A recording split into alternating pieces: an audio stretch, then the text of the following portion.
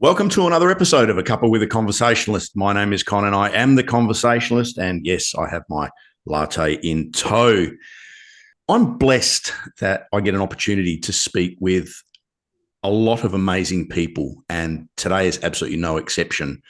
And I'm sure that by the end of this, everybody will agree this is a pretty humbling experience for me. I had the privilege to meet this lady on one of my workshops, and there was an occasion where she was sharing part of her story, and to suggest that you could hear a pin drop in the room and there wasn't a dry eye would be a fair understatement. My guest on this episode described getting divorced and giving birth to her son, Jake, who is quadriplegic cerebral palsy, as the best things that have happened to her. Karina McDonald has an active family of 5. She's a mother to 11-year-old Sienna, Jake 8, and stepmother to 12-year-old Jace. Jake lives with quadriplegic cerebral palsy. He is non-verbal, non-mobile, PEG fed, which Karina will explain shortly, experiences seizures, regular operations, and medical appointments. Karina juggles a team of 14 doctors, specialists, therapists, and support workers to manage Jake's needs, as well as works full-time and family and all the other stuff that goes with it. Karina describes Jake as cheeky, fun-loving boy who loves socializing and going out and about. However, getting out and experiencing life becomes more difficult as Jake gets older, heavier, and his needs become more complex. Rather than miss out on these experiences, Karina co-developed a concept that allows people with disability to get out to events with dignity, hygiene, and respect. Karina also worked with the Women's and Children's Hospital to change the processes for special needs children and families management. Welcome, Karina McDonald.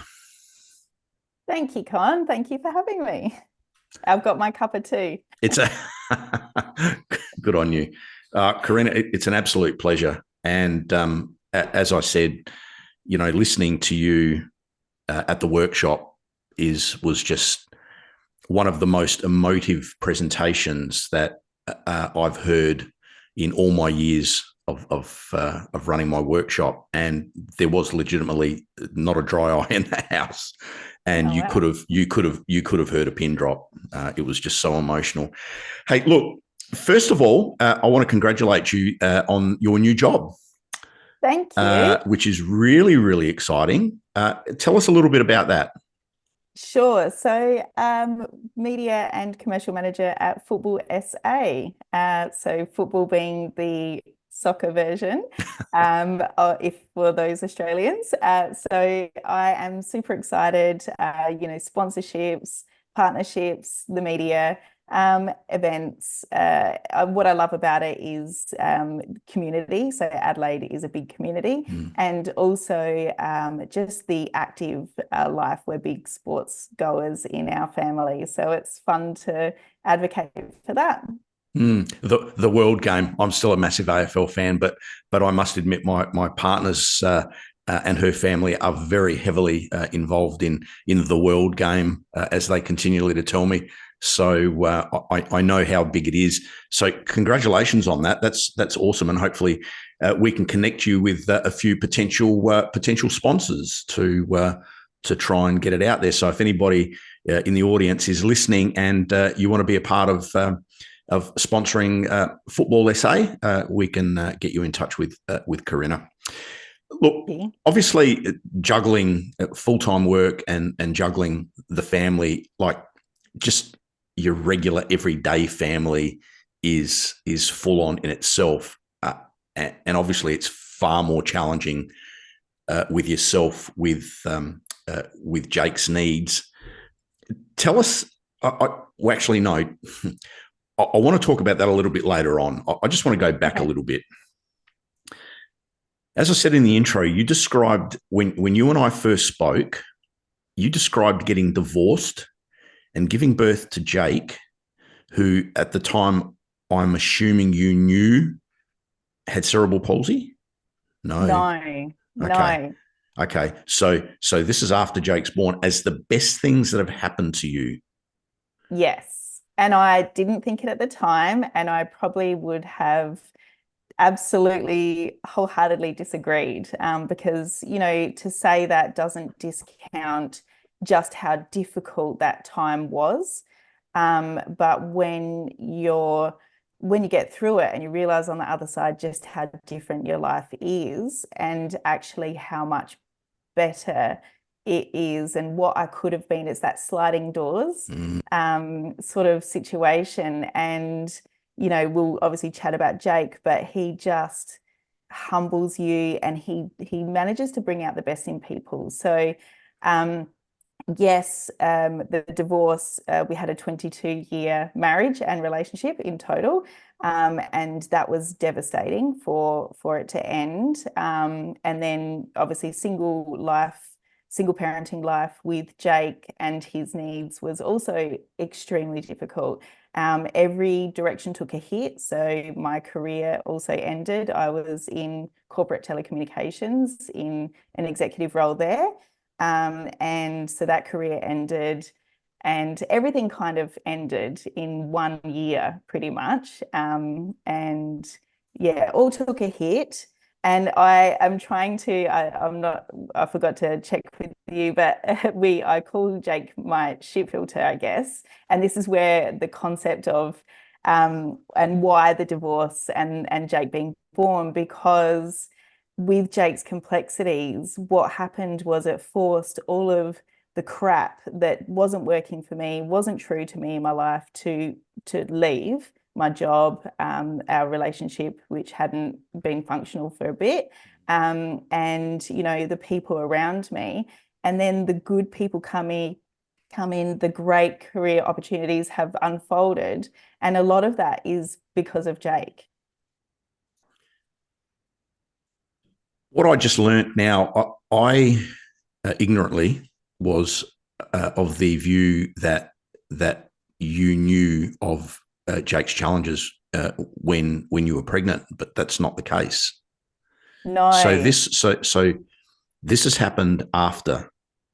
Yes. Okay. So can you perhaps give us a little bit of what went on, and perhaps the conversations that were being had at the time with not only your doctors but your ex at the time as well?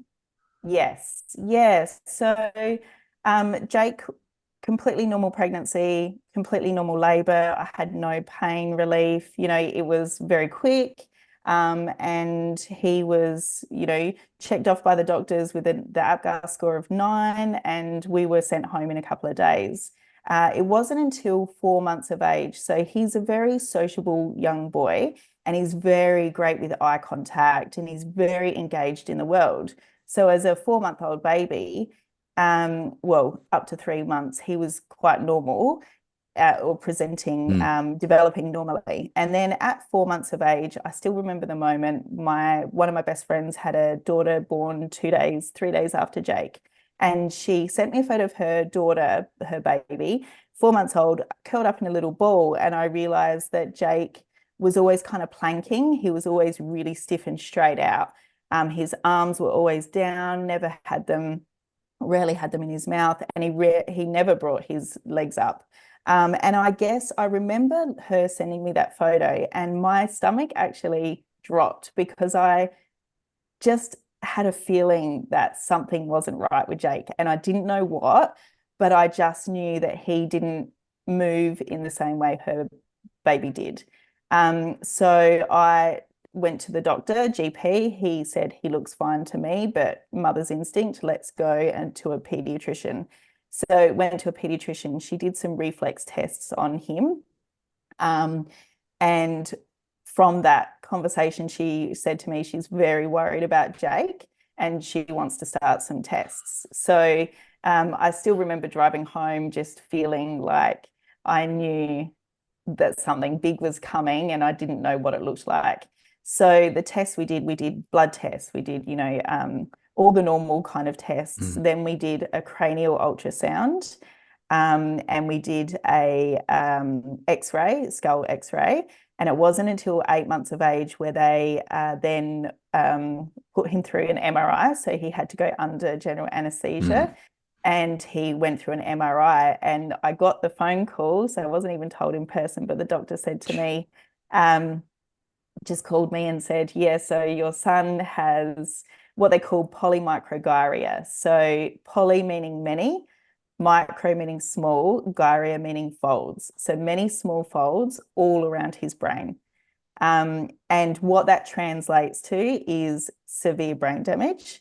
And then what that translates to is cerebral palsy. So it's kind of like an umbrella term that his gross motor, fine motor skills are affected. And they will fall under lots of neurological conditions like PMG and whatnot. But the banner term is cerebral palsy.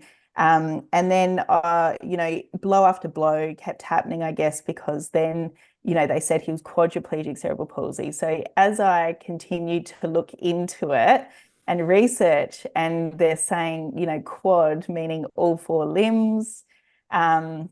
And then I delved into the world of like his gross motor function, and he was on a scale 1 to 4. He was on the lowest. And when you look at it, they show you the photos of someone walking, then someone walking with a cane, and then the last one being in a wheelchair and then being assisted in a wheelchair. And that was the bracket that my son was in. And so it was probably a good 18 months of really heavy news to process and conversations to be had, lots of confusion. I didn't know, I don't know anyone. We didn't have anyone that we knew of. And so I started to research a lot.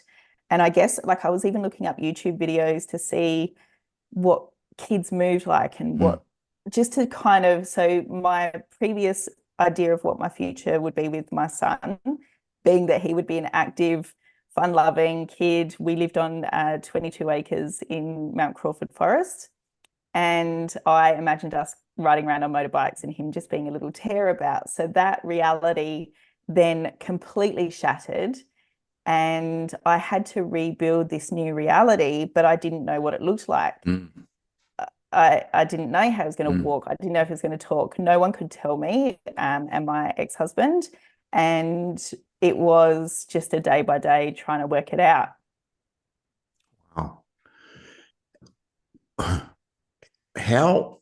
What were the conversations that you were having with your ex at the time? How did he take all of this? Yeah, I think I'm more of the researcher and the reader.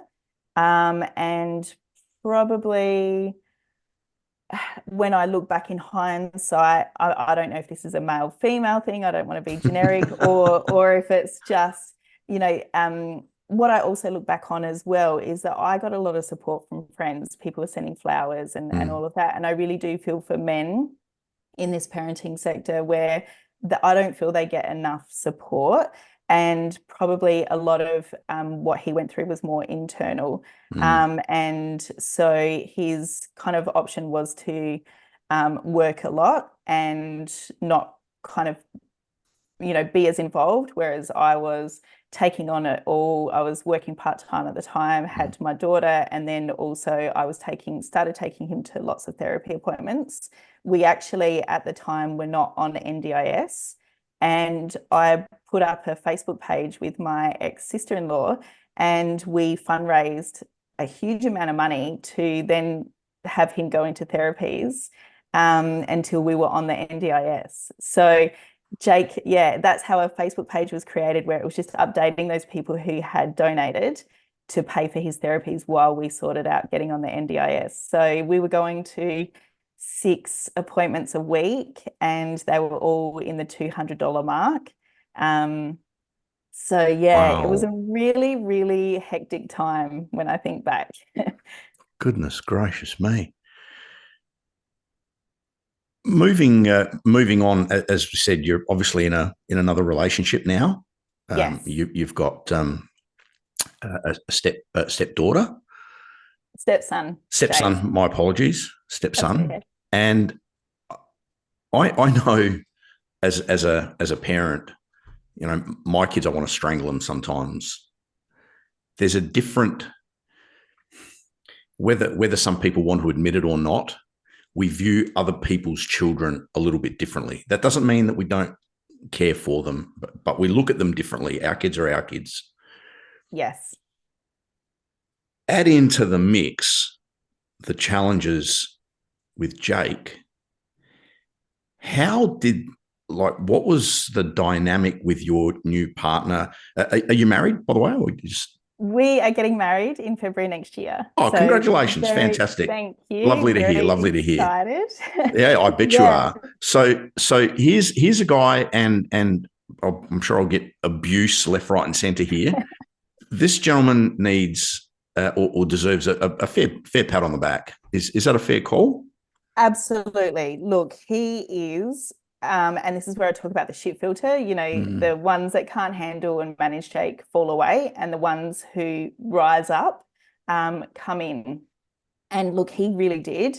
Look, in the early days, so he's fly in, fly out as well. So 2 weeks on, 2 weeks off. I'm still a single parent as such. And at that time, it was COVID as well. So he was then also, so we were trying to establish a new relationship. It was COVID, and he was staying, he was having to work 6 to 8 weeks at a time, and then flying home for 2 weeks, then quarantining for 2 weeks. And then, so we had that as well as obviously this, and he had never been in a relationship with someone with children as well. So all of us were learning a lot, and we, it really was quite heavy in the early days, and quite difficult. And then I guess we kind of came to realize that it was all a much bigger.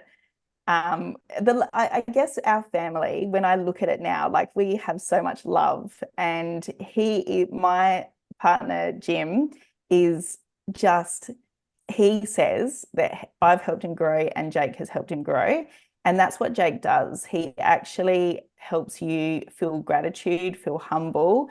He is so fun loving, and I would have to say in the early days, I was very protective, and I was probably trying to hide a lot. I was also still trying to process my own emotions as well about parenting with Jake. And as you said, have we dropped out? No, you're there. Okay, yeah. So as you said, this is one thing that really took me a long time to admit, and every parent will say it off the cuff that their kids give them the shits and they want to run away.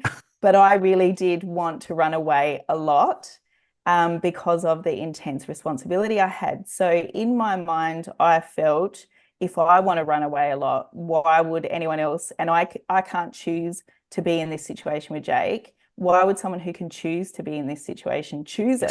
Exactly. And so I think I was quite put up a lot of brick walls in that time, in the early days. Trust, vulnerability, also opening Jake up to. It's very confronting, and he is vulnerable. He needs you to pick him up and move him and do things for him. So to allow someone into that space was quite hard for me. And Jim, we've certainly had our ups and downs, but I think as time goes on, it just actually becomes stronger and stronger. And you can actually see the love and the devotion that Jim has for Jake and Sienna. And I, in turn, absolutely adore Jace. He is so Jace in himself needs a medal. But to go back quickly to Jim, I mean, this man, he's a mining supervisor, and he peg feeds Jake, and we can talk about that. He's helped me change him. When he's home, he lifts him for me. He is thinking of ways to improve things for Jake. He, first thing in the morning will come into the bedroom and greet him and say goodnight. He just is really invested in Jake's happiness and Sienna's and mine. And it is gorgeous. And then, in addition to that, Jace, his son, so he's a 12-year-old boy. He's just started high school. We have come into his family. So it was always him and his dad. We've come into that. His dad's now sharing his attention with 3 other people, one of them high needs. And Jace has just been so welcoming and beautiful in us coming into his home.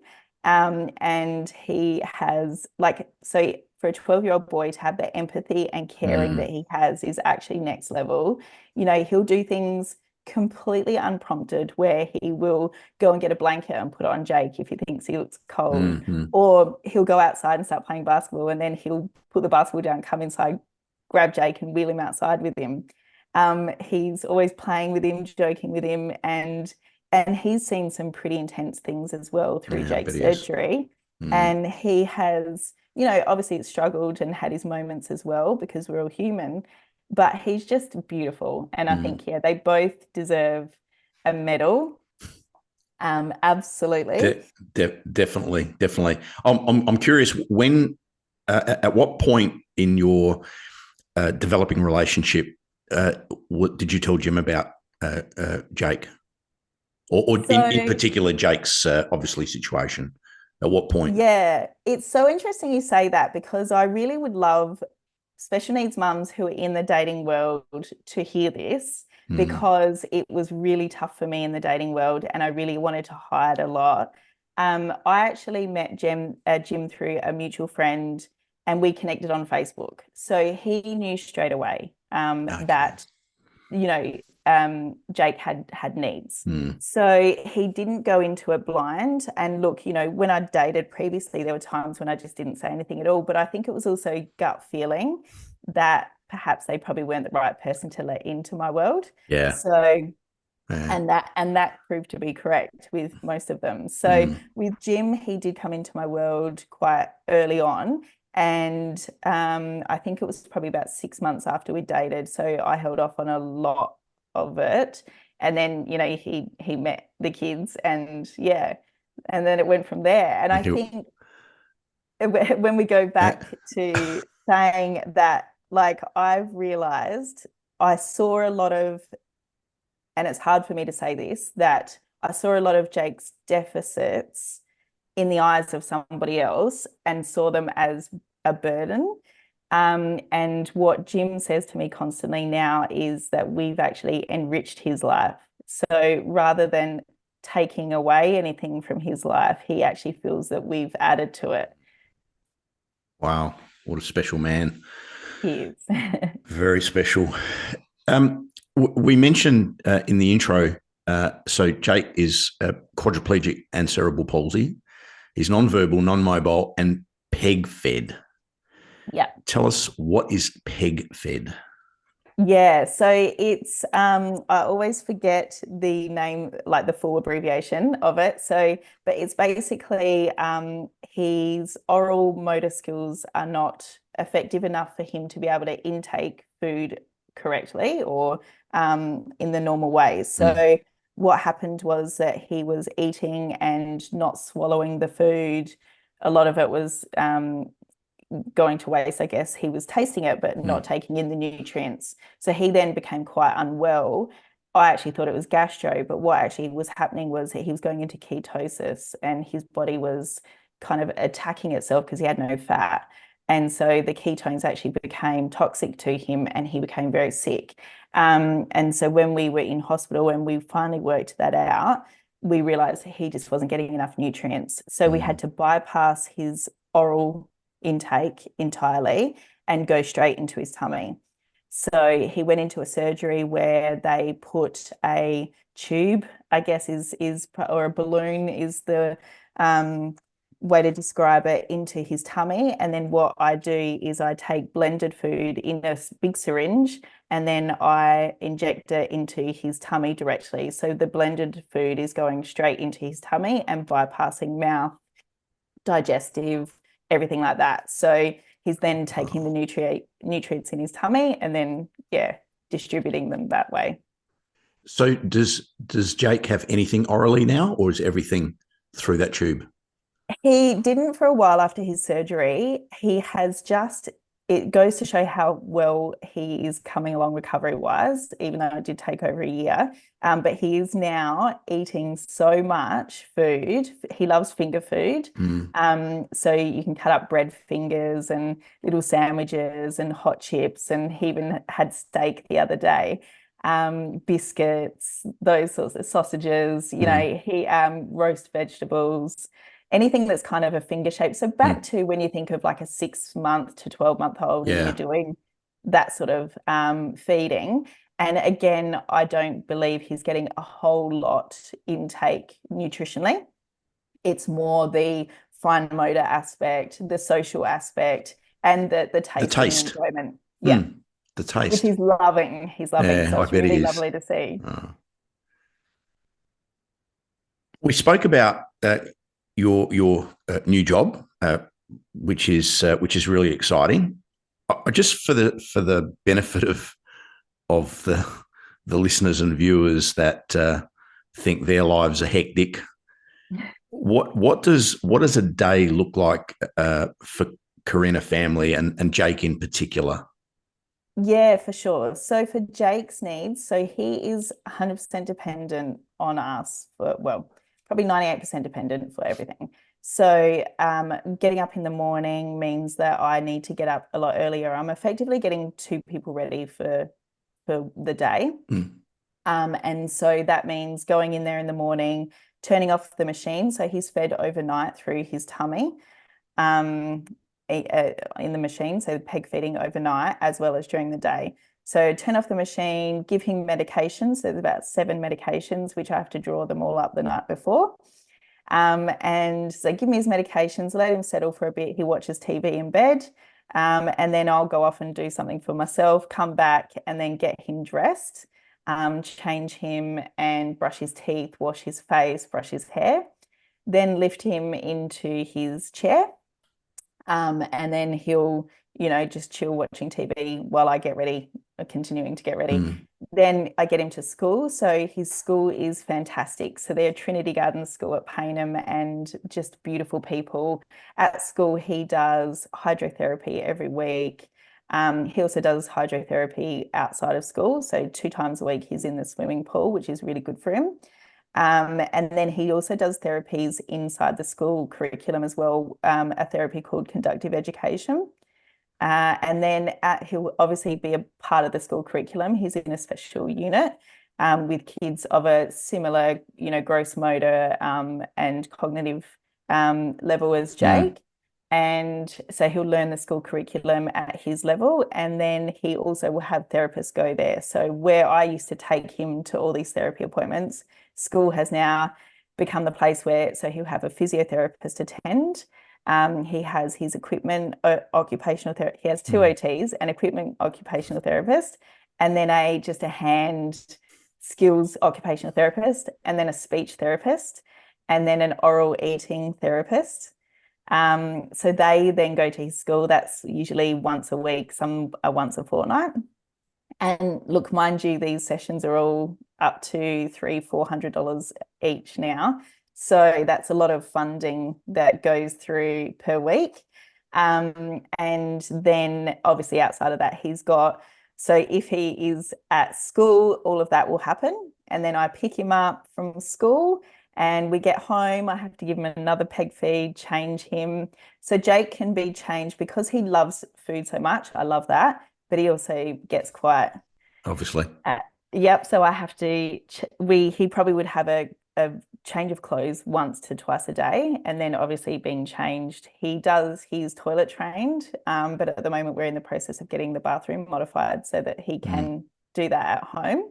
And then he will chill out in the afternoon, go kick the footy or whatever, hang out with the family. And then we all have dinner and then he'll go to bed, but I have to shower him. So showering him is quite a process and I can't do that by myself anymore. I've had to come to terms with that. And then I need to get all his stuff ready for the next day, get all his peg feeds ready for the next day and get all his medication ready for the next day as well. So lots of prep. Goodness gracious me.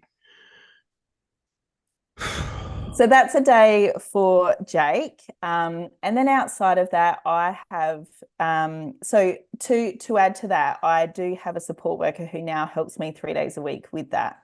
So thankfully, she's an absolute godsend. So she will come at 7 o'clock in the morning, 3 days a week, and is there to dress and do all the things I just said with Jake.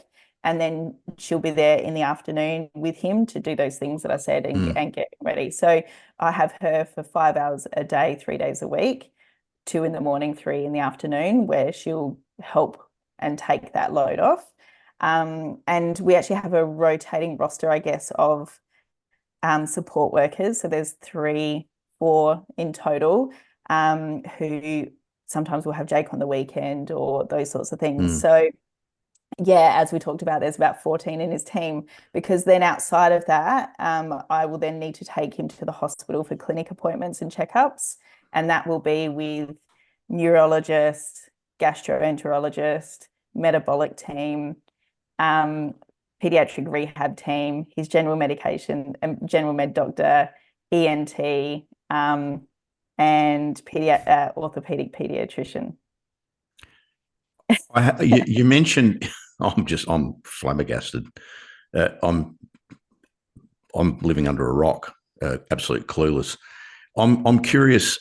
You mentioned about the therapists that are attending the school, and you're talking $200, $300, $400 a pop. I'm curious.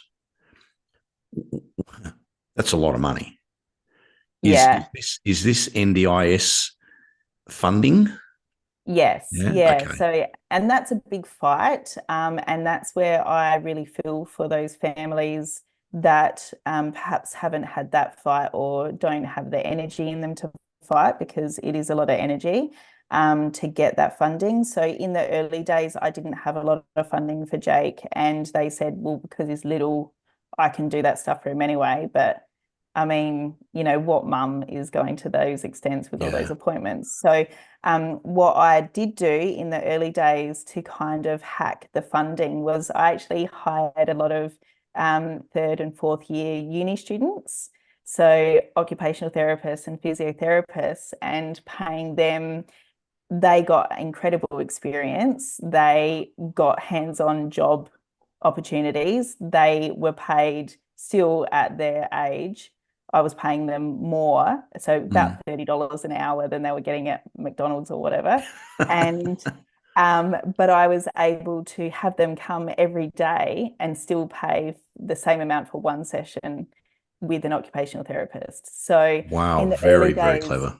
yeah, so in the early days, Jake got a lot of really intensive therapy because I stretched the money I just approached the university and said, and I ended up doing some talks at the university to the uni grads. And yeah, so they loved it. It was a great experience. And to this day, we still see them. And I went to one of their birthday parties the other day, and yeah. Oh, that's wonderful. Well, there's for any families out there that are having potentially the same challenges, it's really about thinking outside the square, isn't it? Yeah, it's hacking the system, really. It's just not that easy, unfortunately, No. when it comes to any form of funding in any area. We spoke about, or you mentioned that ongoing operations. What are they ongoing as a result of his general health, or are they ongoing as a need as he grows? Or can you share a little bit about that, and potentially what operations are on the horizon for Jake? Yeah, sure. So, and again, this is all stuff that just unfolds that you just don't know about when you come into it, because, you can imagine you're not moving, you're not standing, you're not stretching and using your muscles, your bones aren't getting the movement and the action they need to stay strong. And so while Jake is active for his abilities, it still isn't obviously optimal for a 9-year-old boy who's running around doing sports and in the schoolyard. So while he has his time in a standing frame and a walking frame, at school and at home when we can. It still, as I said, is nowhere near what he would be getting, just an incidental movement every day. So that means what that looks like is that his muscles are getting tight. They are getting shorter, so they're not lengthening, they're getting shorter. And what that does is it kind of puts him in two positions. So, for example, at the moment, his wrists are bending like that because they're just not having that, really nice movement. So to have his wrist stop bending like that is going to be a surgery to cut some tendons and muscles and bring him out like that. So he has had a hip surgery when he was, sorry, not a hip surgery, so a muscle lengthening surgery when he was, he would have been 18 months, I think, at that time, because, side note, my daughter also had major hip surgery and was in a full body cast at the same time. So that's a whole other story. She had hip dysplasia. So he had a tendon surgery back then, 18 months. And then he had a major surgery 2 years ago now. And he had pretty much, so both sides of his hip. So what was happening was you've got your hip and your leg sits in the socket. And so because he wasn't standing and getting all that, nice movement, his hip actually popped out of the socket. So his hip was just floating in his leg out here. And you can imagine if you're sitting all day long, that's quite uncomfortable. So they had to break his femurs or cut both his femurs and push both hips back into socket, so both sides.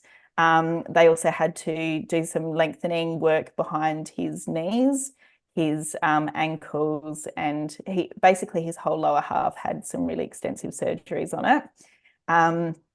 Can I just interrupt very quickly? I'm just curious. How many surgeries would you say Jake has had to date? So he actually has only had two major ones.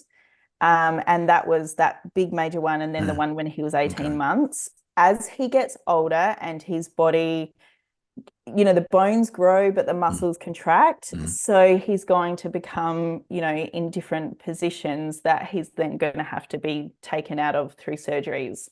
So they will progress more and more as he gets older, based on his muscle deterioration and bone, strength.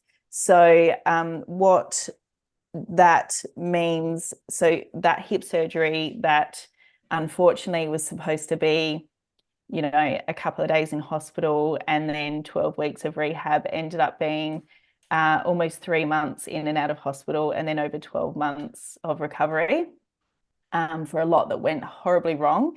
But we got really great lessons out of that.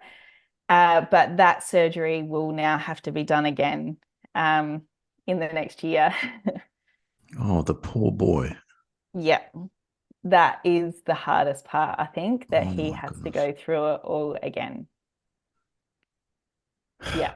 I know probably the answer to part of this, but for the benefit of families that are either in the journey or, about to enter it, what were some of the glaring shortcomings that you saw in the system for not only for Jake, but for you as a parent, and indeed a single one at that, for a period of time? Yeah, absolutely. A lot. From the very get-go, I knew, so as I explained, the amount of doctors that Jake has, none of them were consulted or spoken to before his surgery. So I've learnt the term now, silo effect, and that's what was happening. It was very much surgery team did the surgery and then he's out. Pediatric rehab do their stuff, then he's out. Nutrition only deal with the and then they don't talk to each other. So I must have instinctively known at the start that that wasn't going to work, and that one thing was going to kick off another thing, and it did. So in July, I started the process of asking for all the doctors to come together and meet and talk about what was going to happen to Jake. And his surgery was booked in for October. Nothing happened from that. I didn't get anyone helping with that. And so Jake went into his surgery. Yes, we had a couple of pre-operative meetings. What happened in those meetings was they assessed whether or not Jake could go through their physio program at the hospital after. They determined no, because his needs were too high, effectively. Can you believe? Our medical system couldn't support him. So they said that he to go through the physio in the hospital, that they didn't have the equipment and they didn't have the expertise, and because he was non-verbal. So they decided he was better off in the community setting, so with Jake's physio, which, yes, she knows him very well. But what that meant was increased funding was needed, because increased physio was needed in those early days. So he was needing to be seen by the physio 4 times a week instead of once a week. And so that obviously was a big jump in funding that the medical system wouldn't cover, and the NDIS system didn't want to cover because they saw it as medical. So it was very much back and forth. And so NDIS said, but it's because of his surgery. And the hospital said, well, he's got a disability. So, and, chicken or the egg, the surgery was needed because of his disability. So that was a bit of a shock to the system. And then also the fact that the doctors weren't really communicating with each other. So I had no support with the NDIS. I had no support within the hospital system. And we went into the surgery pretty blind. I didn't really know what support he'd need in hospital. And what it turned out was I was sleeping overnight in the hospital and then getting up and putting on corporate office wear and going to work, and then spending a full day at work and then coming back to the hospital and sleeping on like this horrible bed. And then while I was at work, I had to have a support worker come in and sit with Jake, because the nursing staff don't know Jake, he's nonverbal. They don't know that when he gets a rash on his cheek, it's because he's experiencing a lot of pain. He doesn't show it any other way. I mean, he does cry, but you couldn't tell that he had intense pain unless he got this rash. It was like a stress response. And his lips would quiver. So, those are the things that a nurse isn't going to know. And if I wasn't there, no one could speak for him. So I had to have a support team come in. And then, so while we were in the hospital, there wasn't the room wasn't appropriate for someone with disability. It was in a ward with 8 other children. We were in a tiny cubicle. We couldn't fit his wheelchair, his standing equipment, his frame. It just was a nightmare. And then that kind of got sorted out, but then he was experiencing a lot of pain, so they were giving him a lot of pain medication. When we were discharged, we weren't given a nurse or anyone at home, so I didn't know that his dressings should have dissolved. They didn't, and I think it was about 3 weeks post-surgery, he still had sticky tape on him that we had to then give him really intense. I had to take him back to emergency department and give him quite intense pain relief to then rip the sticky tape that had been on him. Just stuff like that.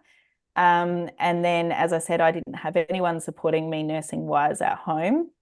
So what was happening, I didn't know this. The pain management team weren't consulting with the gastro team, and the nutrition team wasn't talking to the medicine and the medication and the gastro team. So Jake was actually had a very severe bowel obstruction because of the pain medication. And then at the same time, the pain medication was ripping his gut lining apart. So I was thinking he was in pain because of his hips and giving him more pain medication as prescribed by the hospital when I'd call them, and they wouldn't see him. And I couldn't get him to the hospital because he was in full body cast. I needed someone to come to us. And so what I was doing was actually making it worse. Yeah. So So it's pain medication constipating him, so to speak, and you're giving him more pain medication, which in turn is constipating him more. yes, and then also Wow. it was ripping his stomach lining apart. So then he wasn't taking in any food. So he was, if you think about 5 ml of liquid, he wasn't able to keep that down. So for 3 weeks after the surgery, he would vomit 5 ml of liquid per hour. He lost an intense amount of weight and he was already quite little. And he was up every half an hour at night in pain. So it was, yeah, for 3 solid weeks there, it was really hard.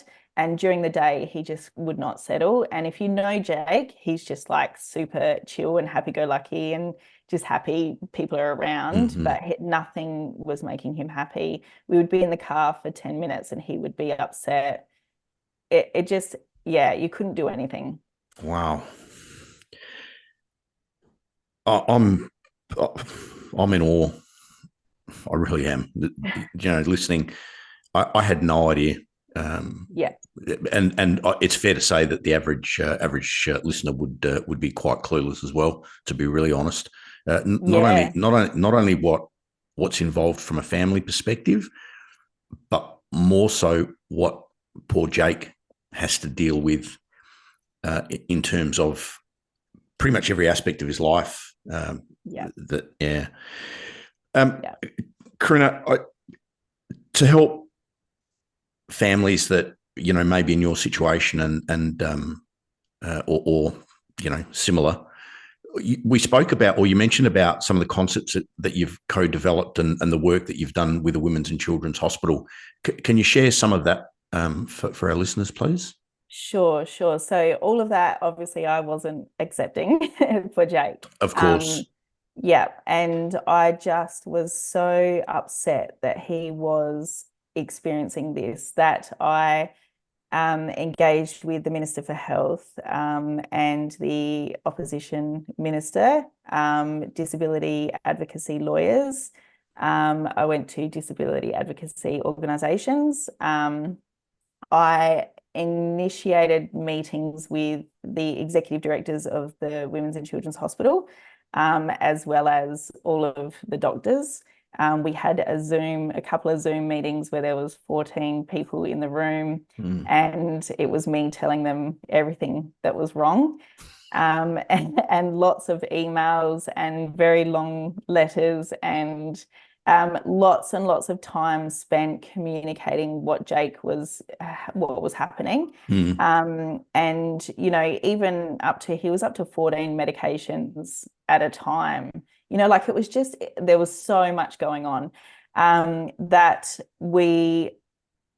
complaints department, all sorts. So there was heaps, lots of communications. And what we recently what's been confirmed now is what should have happened from the start, and what I imagined is a model that is the first of its kind. So 2 new people have been brought on board at the Women's and Children's, 2 new roles created for now a team to manage from start to finish. So I say Jake's a little bit like a construction site, bless him. He needs a site manager. The carpenter isn't going to deal with what the plumber needs. The foundations are needing different consultation to what the roof will need. So they all still need to be tied together by someone. So that effectively has happened. So each family, so there's about 230 families in Adelaide who will go through the surgeries similar to what Jake has had, or some kind of surgery. So when they come on board now with the Women's and Children's, they'll have I believe it's 8 to 10 in the team. So they'll have an NDIS advocate, a social worker, so they'll support the parents. They'll have the surgeon, they'll have a nurse, they'll have the rehab pediatrician. They'll have obviously the pain management team, they'll have orthotics, they'll have physiotherapy. What I've now learnt is, this is quite exciting, they now build in 12 weeks of physiotherapy into the hospital rehab system. So that's automatic.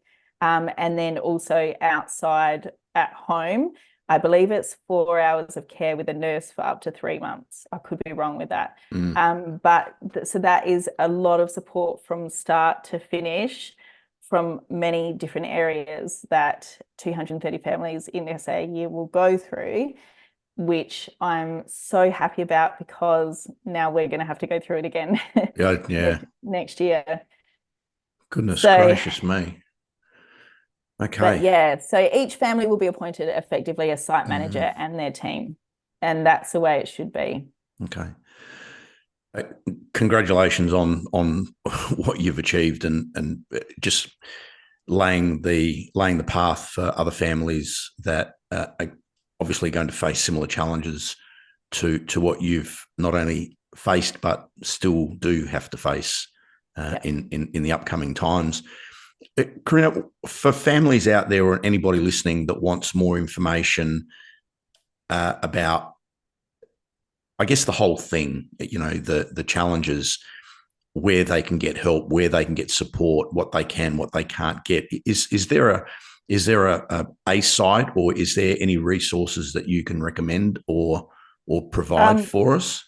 More than happy to contact me if you like, and I can get in touch. I mean, you can contact obviously the Women's and Children's Hospital, and now if you're in that system, you should hopefully be flagged. But if you're not getting flagged, or if you're not being heard, by all means you can contact myself. So my son, his Facebook page then kind of turned into, I started to interview Paralympians and just sports people with disabilities, and so that page has kind of evolved, and then it's just updates on his therapies, and now just updates on life. I actually kept a lot of the hospital stuff out of the page, the Facebook page. It's called Smiles for Jake, so that's SMILES for Jake. And I kept a lot of that out of it because it was quite painful for us at the time. Yeah. But anyone can contact me on that page and send me a message through Instagram or Facebook, and more than happy to help. Very, very kind of you. What we'll do is I'll make sure that I put all the links in the show notes. If anybody wants to reach out to Karina, or have a look at the other resources that are available, they'll all be in the show notes. Karina, as I said, to suggest I'm humbled is an understatement. Listening to your story, it really does put perspective on everyday life, so to speak, and I get the shit filter part. Absolutely. Yeah. And one of the we just is what we're dealing with today going to matter tomorrow or the day after? Yes. Is it earth-shattering, And this is what Jake brings to all of us, and this is what I see in him. He will be so engaged with a toy or something funny on TV, or happy to see someone. Jake literally doesn't hold any grudges from his surgery or I believe he has traumas, but he's not stuck there in his surgery, and he's not stuck in what he can't do. He's always in the moment, and that's what I think is magic about him. Karina, it's been an absolute honour and privilege. I commend you for the work that you've done helping all these other families and indeed future families that will have faced the same challenge. And Jim, I take my hat off to you, my boy. You are indeed a very, very, very special human being. Ladies and gentlemen, my guest today has been Karina McDonald. My name is Con. I am the Conversationalist. And until next time, bye for now.